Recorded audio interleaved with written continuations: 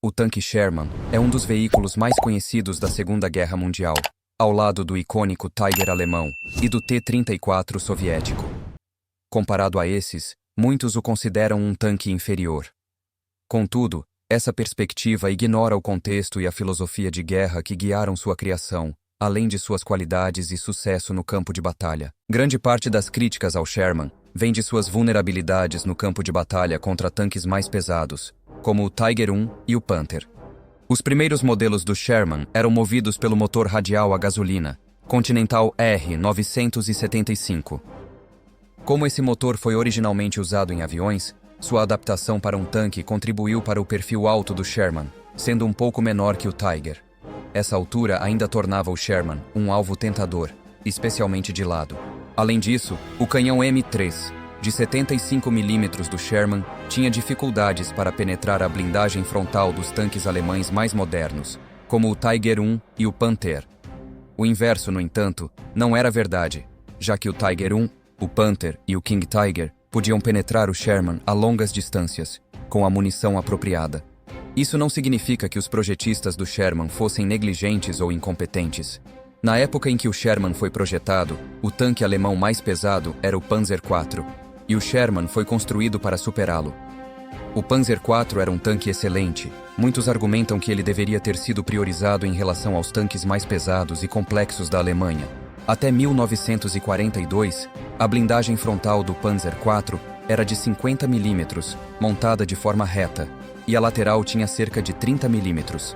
Um Sherman com um canhão de 75 mm era eficaz contra essa blindagem, mesmo a longas distâncias.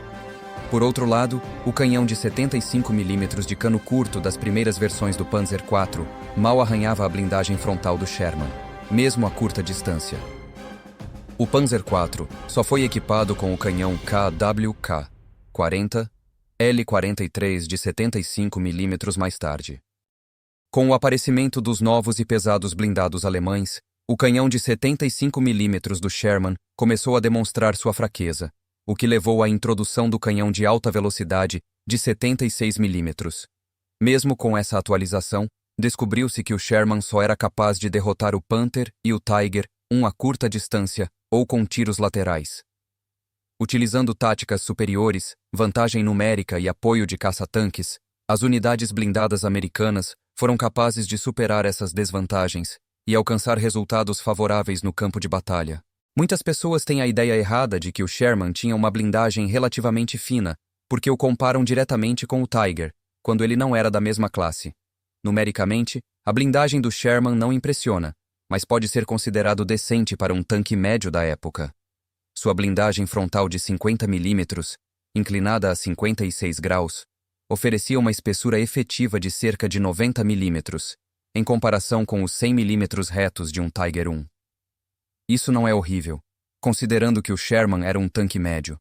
Porém, a resistência de uma blindagem não pode ser medida apenas pela espessura, pois a qualidade do aço utilizado no Tiger era superior ao do Sherman, o que dava ao Tiger uma vantagem adicional. Uma consideração importante é o fato de que os Shermans na frente ocidental raramente encontravam os Tigers, sendo os adversários mais frequentes o Panzer III, IV e o Panther. O Panzer III e o Panzer IV, sendo o Panzer IV o tanque alemão mais comum, tinham em suas versões mais avançadas blindagem frontal de até 70 mm e 80 mm, respectivamente. O Panther, por outro lado, era superior, com até 80 mm de blindagem frontal inclinada a 55 graus, rompendo com o design tradicional dos tanques alemães. Embora fosse uma arma poderosa, o Panther enfrentou problemas mecânicos significativos, que demoraram a ser resolvidos, e sua produção nunca chegou perto da do Sherman.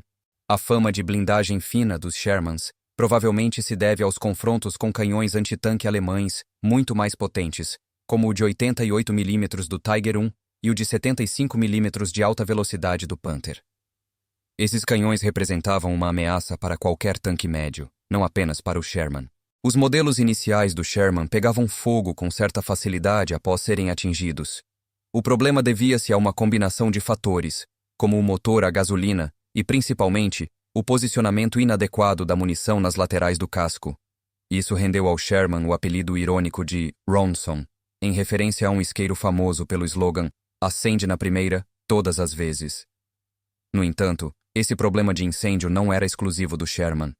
Muitos tanques da época, como o Panzer IV, o Tiger e o Panther, tinham problemas semelhantes, especialmente pelo uso de motores a gasolina e armazenamento vulnerável de munição. Com a introdução de racks de munição úmida nas versões posteriores do Sherman, a taxa de incêndios foi drasticamente reduzida. Essas fraquezas muitas vezes obscurecem o verdadeiro propósito do Sherman e seu papel crucial nas vitórias aliadas. Embora tecnicamente inferior a tanques como o Tiger I em um combate direto, o Sherman tinha várias qualidades que o tornavam eficaz em combate. Ele não representava o auge da tecnologia americana, mas sim uma estratégia de guerra e de produção que priorizava quantidade, simplicidade e eficiência logística.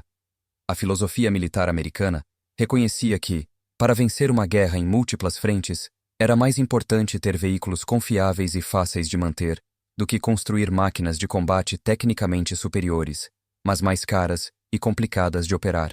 O Sherman foi projetado para ser leve o suficiente para cruzar pontes europeias e ser transportado em grande número através do Atlântico.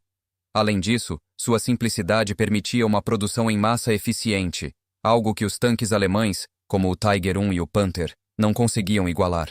Enquanto a Alemanha produziu menos de 7.500 Tigers I e Panthers combinados, os Estados Unidos fabricaram mais de 50.000 Shermans ao longo da guerra.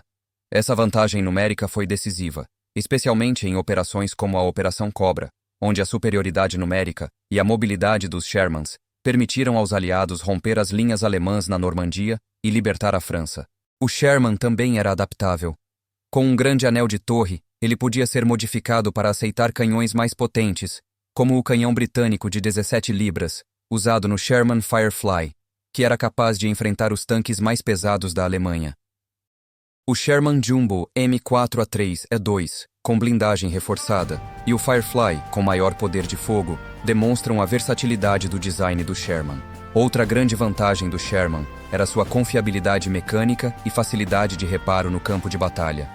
Projetado com peças intercambiáveis com outros blindados, ele facilitava a manutenção e os reparos rápidos.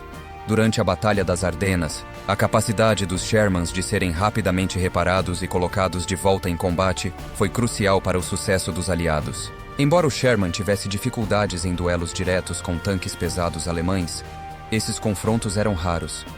A maioria das batalhas envolvia infantaria, veículos leves e posições defensivas, onde o Sherman, com seu canhão de 75 mm e projéteis de alto explosivo, se destacava.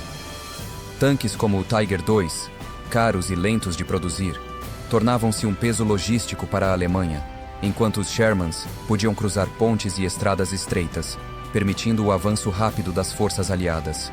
Portanto, se o critério for o canhão mais poderoso ou a blindagem mais resistente, o Sherman perde para veículos como o Tiger I ou o Panther.